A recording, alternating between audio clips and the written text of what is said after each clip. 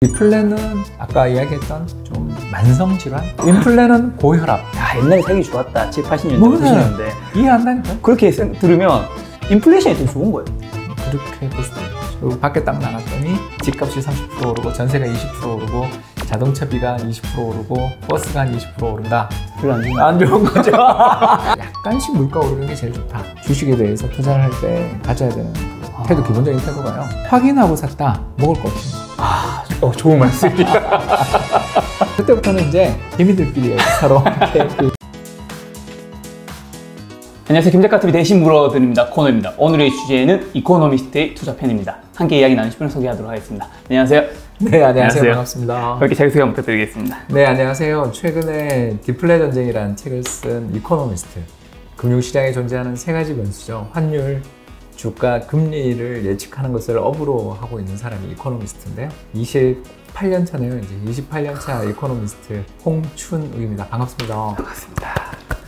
디플레이션. 사람들이 워낙 이렇게 익숙한 단어인데 사실 이 뜻이 정확하게 몰라도 이 단어 정도는 한 번쯤 들어봤잖아요. 그렇죠. 하지만 박사님께서 정말 디플레이션이 정확하게 뭔지 좀 설명해 주신다. 특정 기간, 보통 2년을 이야기하고요. 네. 한 2년에 걸쳐가지고 물가가 계속 떨어지는 일이 디플레입니다. 그래서 가장 대표적인 나라를 하나 이야기하자면, 여러분 혹시 2012년 이후에 일본의 아베노믹스 들어보신 적 있죠? 네. 일본의 아베노믹스라는 게 중앙은행이 막 돈을 엄청나게 찍는 그런 정책인데, 그 같은 기간에 물가가 5% 올랐어요. 야, 물가가 올랐네 이렇게 생각하실 수 있는데 그게 아니고, 안에를 살펴보면 소비세라고. 네. 일본 여행 가시면 잔돈 엄청 생기잖아요. 맞아. 요새는 노저펜 해가지고 안 가지만, 네. 아무튼 간에 일본 여행 가면 10,000원짜리 하나를 사면 500원이든 800원이든 잔돈을 계속 거슬러 주잖아요. 그게 소비세예요. 근데 이 아베가 취임할 때는 5%였어요. 그러니까 500원, 10,000원에 500원 냈는데 2번 인상했어요. 그래서 800원이 1,000원 냈거든요. 네. 그러니까 그 소비세 인상분을 제외하면 물가가 제로. 그러니까 실제로 임금은 더 떨어졌죠. 임금 더 떨어졌죠. 왜냐하면 소비세니까. 물건에 붙는 세금이지 임금에 붙는 뭐가 붙은 게 아니니까. 네. 소비세는 차곡차곡 인상됐을지 모르지만 임금 자체는 오히려 못 오르거나 빠져가지고요. 네. 실질 임금이랄까, 실질 소비, 그러니까 우리가 물가를 감안한 어떤 소비 지출 이런 거는 4% 줄었다고 생각하십니다. 이 디플레이션이 안 좋은 건가요? 좋은 면도 있고 안 좋은 면도 있어요. 좋은 면은 우리 이제 조금만 기다리면 책을 가져오셨지만 책값도 떨어지고 또 뭐 자동차 값도 떨어지고. 그럼 좋은 거 아니에요? 예, 그렇죠. 그러니까 개개인 소비자 입장에서는 좋은 면이 있어요. 네. 동의합니다. 근데 이제 나쁜 면이 뭐냐면, 나의 소비는 남의 매출이잖아요. 그렇죠. 이게 핵심이죠. 그럼 조금만 기다리면 값이 싸질 거야. 조금만 기다리면 저거 헐값에 땡처리 할 거야. 우리가 다 모든 사람이 그런 생각을 하게 되면 어떤 일이 벌어지냐면, 신차가 나와도, 우리 요새 제네시스 잘 나왔잖아요. 야, 그러면 전부 다 대기를 하잖아요. 가서 막 몇만 대가 대기하잖아요. 네. 그런 것처럼 신작을 딱 내놓으면 사람들이 나중에 세일할 값이라도 지금 일단 저 차를 난 사야 돼. 네. 지름신에게 굴복하잖아요. 근데 그 디플레가 일상화돼 버리는 세계가 되면 안 사겠군요. 안 사겠죠. 그러니까 기업들 입장에서 어떤 생각을 하게 되냐면, 내가 이거 열심히 개발해가지고 신차를 내놓던, 열심히 개발해서 카메라를 새로 만들던, 이게 무슨 의미가 있다는 생각을 하게 돼서 기술 개발의 의지도 약해지고, 또 근로자들도 옛날에는 예를 들어서 차가 1년에 100만 대 팔리는 상황에서 갑자기 어느 날 90만 대, 다음에는 80만 대 자꾸 줄어들기 시작하면 연구개발 인력부터 줄이겠죠. 그런 식으로 줄면 이제 그 다음 2차 폭풍이 시작되겠죠. 네. 처음에는 디플레가 생각되면서 물건 안 산다. 네. 두 번째가 물건 안 사면 기업들이 어려워지니까 사람 자른다. 사람 자르면 임금이 깎인다. 임금이 깎이니까 더 걱정되고 미래가 불안하니까 또 안 산다. 기업이 망한다. 은행이 망한다. 뭐 이런 악순환의 늪에 빠져들게 되는 거죠. 그런 악순환을 디플레이션이라는. 그렇죠. 그게 1, 2년이면 괜찮은데, 네. 일본처럼 뭐 5년, 10년 하다가 이제 30년 가면 아무리 돈을 풀어도 사람들이 물건을 잘 안 사려고 들고, 또 사더라도 아주 극소수들만이 뭔가 매니아한 애니메이션이라든가 또는 이번에 뭐 명품 업체 보셨잖아요. 이 디플레 환경에서도 가격 막 100만 원씩 올리는 샤. 샤. 지금 이 상황에서 가격이 어떻게 오를 수 있는 거예요? 그렇죠. 이게 양극화가 되는 거예요. 이 디플레라는 게 그런 거예요. 디플레가 전반적으로 다 떨어진 게 아니에요? 그렇죠. 평균이 떨어지는 거죠. 평균이 떨어지게 될 때 가격을 올리는 아주 1%, 0.1%는 명품이 되겠죠. 일본도 그래요. 일본 가면 전부 애플 써요. 제일 비싸잖아요, 핸드폰 중에. 제일 비싸죠. 그런데 일본 사람들 다 그 폰 쓰거든요. 뭐냐 하면 자기가 갖고 싶은 거 있잖아요. 좀 그러니까 가격 절대 인하 안 해주고 가격이 앞으로 계속 오를 거라고 생각되는 해외에서 들어온 브랜드들은 어쩔 수 없이 사는데 그게 아닌 이제 국내에서 앞으로 가격이 떨어질 거라고 생각되는 좀 기다려도 돼라고 생각하는 브랜드들의 제품들은 안 사는 거죠. 그러니까 일본에 그 많았던 우리 그 기억하세요? 일본의 7대 전자 메이커 혹시 기억 안 나세요? 소니, 그렇죠. 파나소닉, 예. 캐논. 자, 그까지 기억나는데 이제 그 뒤에가 이제 기억이 안 나기 시작. 네이버죠. 예, 산요가 일단 사라진 게 벌써 느껴지시죠? 아무도 지금 생각이 안 나요. 그 좋았던 산요가 기억이 안 나시죠? 망했어요? 합병됐죠. 그리고 파이오니아 혹시 기억나세요? 예, 그거 오디오 아이와 이런 거 혹시 기억 안 나세요? 예, 그부터 시작해서 요새 특히 한국에서 좀 철수할 가능성도 좀 있다고 이야기하는 올림푸스 또는 최근에 우리나라 SK 하이닉스한테 지분 팔아서 문제가 되고 있는 도시바. 도시바. 예, 그 도시바도 지금 굉장히 어렵고 후지츠 혹시 다 후지츠 알죠. 예, 이런 제가 지금 이야기했던 브랜드들이 굉장한 일본의 그 7대 메이저, 10대 메이저라고 불리던 어마어마한 기업들이 있었는데 지금 그나마 그래도 살아남아서 열심히 경쟁력을 가지고 운신하는 회사는 4회사 정도밖에 안 되잖아요. 소니, 파나소닉, 캐논 그리고 닌텐도 정도. 게임기만 하더라도 우리 뭐 세가도 기억나고. 맞아요, 세가. 그러니까 수많은 세계 반도체 업계 또는 전자산업 업계, 디스플레이 업계를 지배하던 회사들, 오디오 업계를 지배하던 회사들 중에 이제 그 정도밖에 안 남은 이유가 뭘까? 그런 생각해 보면 경제 전체에서 소비의 어떤 탄력이나 이런 것들이 둔화되면서 기술 개발도 아까 얘기한 것처럼 밀리고 아날로그에서 디지털로 전환할 때 대규모 투자를 해야 되는데 돈도 없고 물건이 안 팔리니까. 그러니까. 근데 이런 악순환을 타며 경제 자체가 어떻게 보면 만성적인 무기력증에 빠진 거죠. 그래서 디플레는 아까 이야기했던 좀 만성질환 혹은 또는 저혈압. 저혈압. 아침에 일어났는데 힘 하나도 없는. 인플레는 고혈압. 막 좀 더운데 나가면 큰일 나죠. 혈압이 높은 사람들 막 뛰고 그러면 안 되잖아요. 그런 것처럼 몸에 자꾸 열이 많고 막 너무 과열돼 있는 상황이 인플레라면 디플레이션은 저혈압에 해당되는 만성 질환일 수도 있고 어쩌면 나이 들면 더 위험하잖아요. 어느 게 뭐 좋다 나쁘다라고 우리가 이야기할 수는 없는 거고 옛날에 우리나라는 굉장히 빨리 성장하는 나라라서 고혈압 나라였죠. 인플레이션. 그렇죠. 물가가 많이 오르는 나라였는데 이제 우리나라가 한 40 정도에 접어든 거죠. 그래서 그동안 너무 열심히 뛰어와서 이제 몸 관리도 좀 하고 특히 체력도 좀 분배도 하고 해야 되는데 그런 상황에서 좀 대응을 잘 못하는 경우에는 고혈압 됐다 저혈압 되고 하는 게 더 위험하다고 그러잖아요. 그래서 우리 경제가 일단 최근에는 좀 고혈압 경제에서만 익숙해져 있었는데 저혈압으로 가는 게 아닌가 걱정되는 면들이 여러 군데에서 나타나는 것 같아요. 지금 박사 얘기 들으니까 어쨌든 우리 과거에는 인플레이션 시대 그리고 지금은 디플레이션 시대라는 건데 우리가 어른들이 꼭 그런 얘기 많이 하죠. 옛날에 살기 좋았다. 7, 80년대, 90년대. 이해한다니까요? 그렇게 들으면 인플레이션이 더 좋은 거예요. 그렇게 볼 수도 있는 거죠. 사실 디플레랑 인플레를 선택하라 그러면 굉장히 어려운 질문인 것 같아요.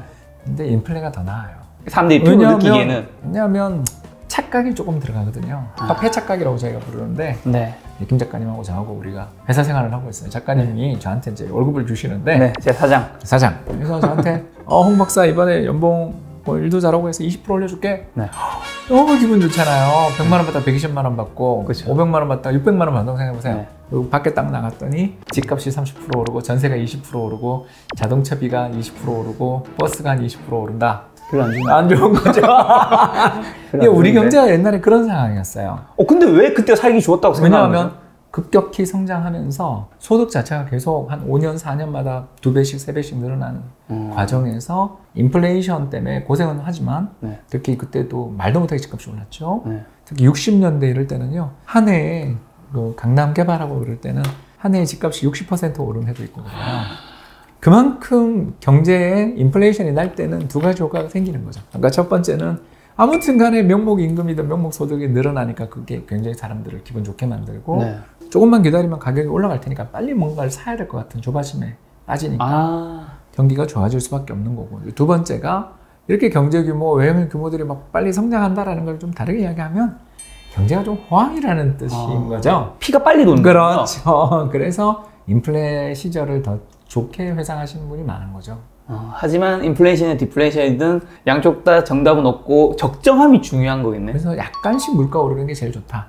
그래서 그게 몇 퍼센트냐 이렇게 물으면 한국은행이 답을 주거든요. 한국은행이 우리나라의 물가 목표를 2에서 3% 정도로 최근 한 20년 사이를 유지를 해요. 네. 그 말은 매년 물가가 한 2%나 3% 오르는 게 경제에 제일 좋다. 이렇게 경제학자들이 판단하고 있다고 볼 수 있겠습니다.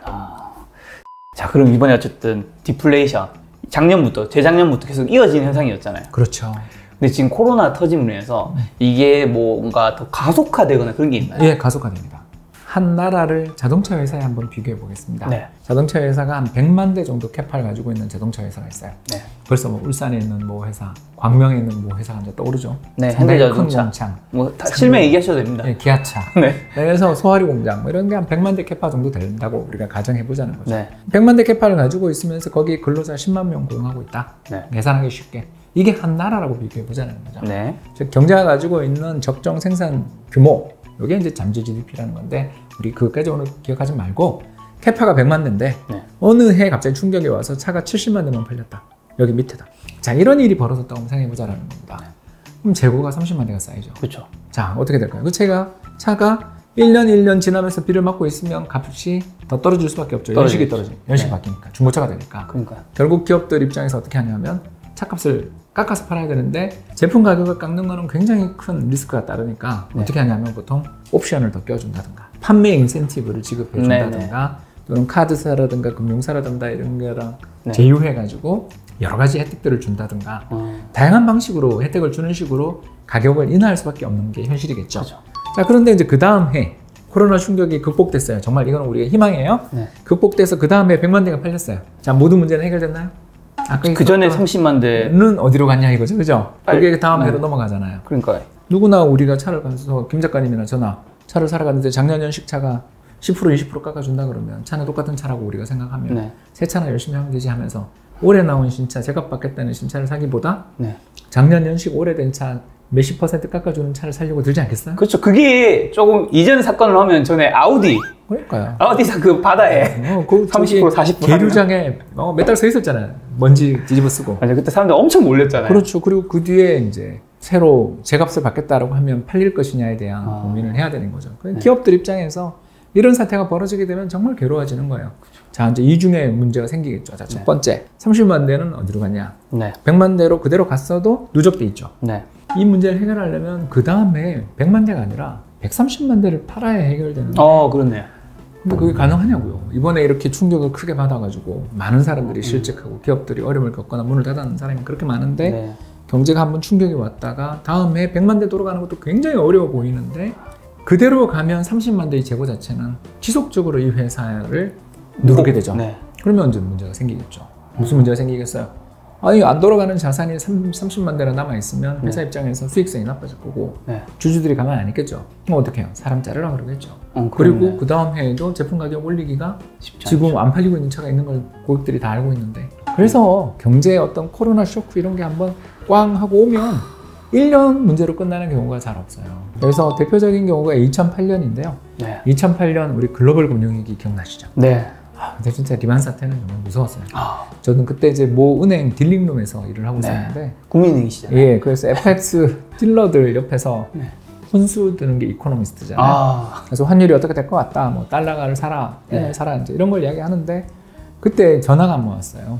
어떤 외국계 은행에서 전화가 왔는데 지난주에 했던 거래를 캔슬해달라는 거예요. 그래서 무슨 말이냐, 우리 다 좋은 가격에 서로 딜을 쳤는데 시장이 며칠 지났는데 여기서 거래를 캔슬하는 게 말이 되냐 그랬더니 정말 우리가 미안하고 그 모든 그걸 다 갚아주겠대요. 그래서 왜 그러냐 그랬더니 한국이 망할 수도 있으니까 한국에 있는 은행이랑 거래하지 말라고 리스크 관리 쪽에서 전화 왔다. 그만큼 무서웠어요. 물론 반대 일도 있었어요. 우리가 또 다른 은행 그걸 이제 그때 이제 전화를 할 때 You are bad name 그러거든요. 당신은 나쁜 사람이야. 이게 다 이어지는 거군요. 네, 그런 것처럼 무서운 금융위기가 벌어졌을 때 우리나라도 경제가 되게 어려웠는데 미국은 뭐 부동산 시장까지 망하면서 굉장히 어려웠는데 그 나라가 갖고 있던 캐파 비율을 하자면 어마어마한 캐파를 가지고 있는 나라 우리보다 이제 훨씬 큰 나라겠죠. 그렇죠. 그 큰 나라의 재고가 잔뜩 쌓인 게 언제 다 털었냐를 살펴보면 2014년에 다 털었어요. 6년 걸렸어요? 6년 걸려요. 왜 이렇게 오래 걸려요? 그러니까요. 이게 기업들한테 가서 와. 저기 너희 차가 팔리려면 포드, GM, 테슬라 너네 차가 팔리려면 네. 고용이 유지돼야 돼. 당연한 이야기잖아요. 그렇죠. 우리 입장에서도 자동차 회사가 가지고 있는 그 재고를 다 털려면 네. 사람들이 고용을 계속 유지하고 또 차값을 좀 이렇게 할부를 해주고 하면 잘 사줘야 되는데 네. GM이나 뭐 예를 들어서 포드 자체가 먼저 사람을 해고했잖아요. 네. 구조조정하고 해외 공장 축소한 거 기억나세요? 우리 얼마 전 군산. 네. 네, 이런 식으로 글로벌 공장이나 자기의 생산 캐파를 줄인다는 걸 다르게 얘기하면 해고했다는 뜻이잖아요. 결국 자기들은 살아남기 위해서 자기 회사, 자기가 살아남기 위해서 합리화 조치를 하지만 그런 합리화 조치를 자기만 하냐고요. 남도 다 하잖아요. 맞아요. 그렇게 되니까 무슨 일이 벌어지냐면 경제 자체의 수요가 줄을 수 있어서 중앙은행이 그렇게 돈을 풀고 재정 적자를 어마어마하게 내고 그때 오바마 정부였죠. 오바마가 막 그린 뉴딜부터 막 별의별 그 강력한 경기 부양 프로젝트를 해도 그 재고들 경제에 쌓여 있었던 그 오래된 안 팔린 물건들의 그게 가격 인하 압박을 주는 거라고 그랬잖아요. 그게 6년 가더라. 그래서 미국 중앙은행이 2015년 금리 인상을 한 거예요. 그렇죠. 그때부터 미국이 금리 인상했잖아요. 그래서 환율 우리 또 막 빠지다 오르기 시작했던 게 그때잖아요. 그러니까 한때 1,000원까지 떨어졌던 환율이 얼마 전에 1,300원까지 간 게 미국 금리 인상 이후에 사실 환율은 상승 흐름이었던 거잖아요.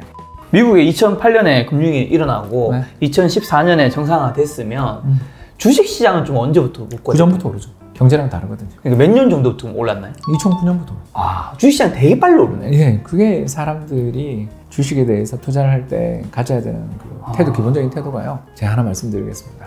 네. 확인하고 샀다, 먹을 거 없습니다. 아, 좋은 말씀입니다. 증권사를 그만뒀기 때문에 야. 편하게 이야기할 수 있습니다. 저는 뭐 증권사도 오래 다녔고 은행도 네. 오래 다녔기 때문에 국민연금에도 오래 다녔고 했지만 네. 제가 누차 매매를 하면서 펀드 매니저 생활도 했거든요. 네. 하면서 느끼는 게 확실하게 확인하고서 들어가면 그때는 정말 먹을 거 없는 트레이딩장이 되지 그거는 사서 아주 큰 상승을 기대하기 어려운 거예요. 그러면 일반인 말로 그걸 바꾸면 뭔가 호재가 내기에 들어왔을 때 사는 순간 이미 끝난 거다. 이미 이제 큰 손은 팔기 시작할 수도 있는 아. 거죠. 그러니까 그때부터는 이제 죄송합니다만 개미들끼리 서로 이렇게 그런 상황이 될 수 있는 거죠. 그래서